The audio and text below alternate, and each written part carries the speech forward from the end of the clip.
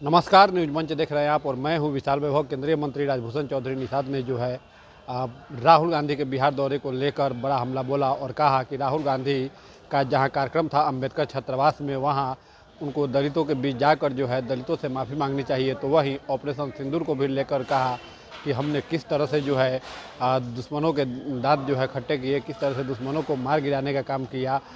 चूँकि जो आतंकी था अजहर मसूद, वह उसके पूरे परिवार के जो थे, वे लोग कितना घिनौना काम किए थे। तो वहीं जो है उन्होंने वीआईपी सुप्रीमो मुकेश सहनी को भी लेकर बड़ा बयान दिया और कहा कि मुकेश सहनी को कम से कम इस विधानसभा चुनाव में जो है निषाद समाज से जो है आने वाले लोगों को जो है टिकट जरूर देना चाहिए, ताकि हमारे समाज के भी लोग जो है एमएलए बनकर जनता का प्रतिनिधित्व कर सके।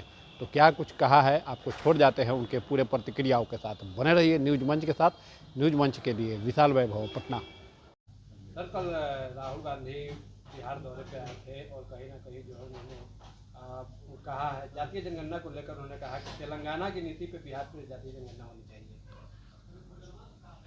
देखिए, जिस तरह से वो बिहार में वो घूम रहे हैं, लोगों को ठगने का काम कर रहे हैं, फिर भ्रम फैलाने का काम कर रहे हैं, जनता समझती है। और मैं तो कहूँगा कि आज जो दलित छात्रावास में जा रहे हैं, दलित छात्रावास में जा कर के उनको माफ़ी मांग लेनी चाहिए दलित समाज से कि हमारे पुरखों ने, हमारे पार्टी के पहले के पदाधिकारियों ने, किस तरह से हमारे नेताओं ने दलित समाज के साथ चीट करने का काम किया है। इसके लिए हम आपके बीच माफ़ी मांगने आए हैं। ये माफ़ी मांग लेना चाहिए।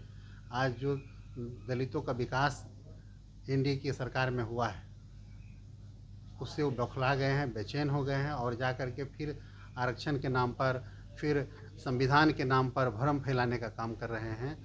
आने वाले दिनों में जनता उनको माफ़ नहीं करेगी और जनता उनको जवाब देगी।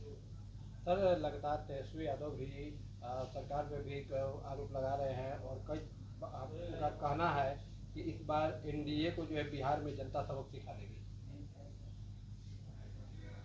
तो क्या बोलेंगे वो क्या बोलेंगे कि नहीं बढ़िया से सरकार बना देगी एनडीए की। वो विपक्ष के नेता है तो वही बोलेंगे ना। लेकिन जनता को क्या करना है, जनता भी समझ रही है और जनता समय आने पर जवाब देगी। सर, जो सीज फायर लाया गया भारत पाकिस्तान युद्ध के बाद, उसको लेकर लगातार कहा जा रहा है कि डोनाल्ड ट्रंप जो है कौन होते हैं देश की पंचायती करने वाले।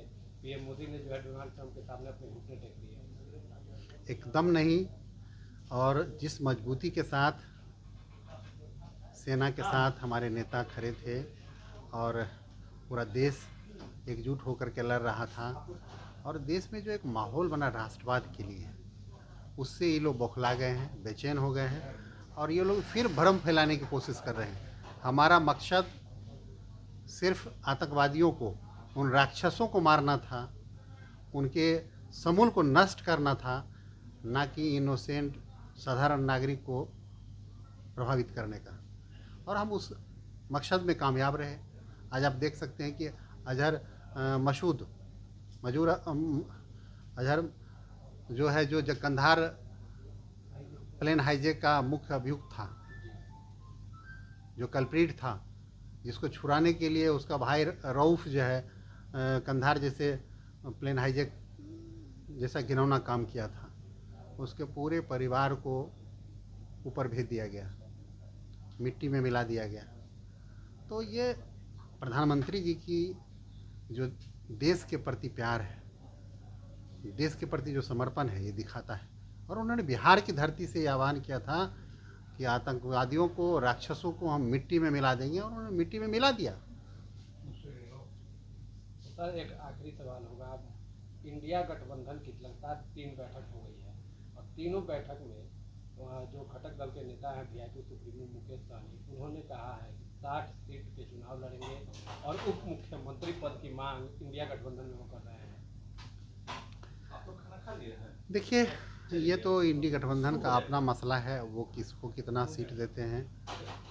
मुझे तो लगता है 243 सीट भी मिल जाए उनको तो अच्छी बात है। मैं बधाई देना चाहूँगा कि उनको जितना ज़्यादा से ज़्यादा मिले। लेकिन एक बात हम ज़रूर कहना चाहेंगे कि अगर उनको जो भी सीट मिले, उसमें कुछ निषाद समाज को भी उसमें हिस्सेदारी मिले, ये हम कहना चाहेंगे, क्योंकि निषाद समाज बड़ी उम्मीद लगाता है और हमारे एनडीए की तरफ से भी हम लोग प्रयासरत हैं कि जितना ज़्यादा से ज़्यादा निषाद समाज को लड़ाएं।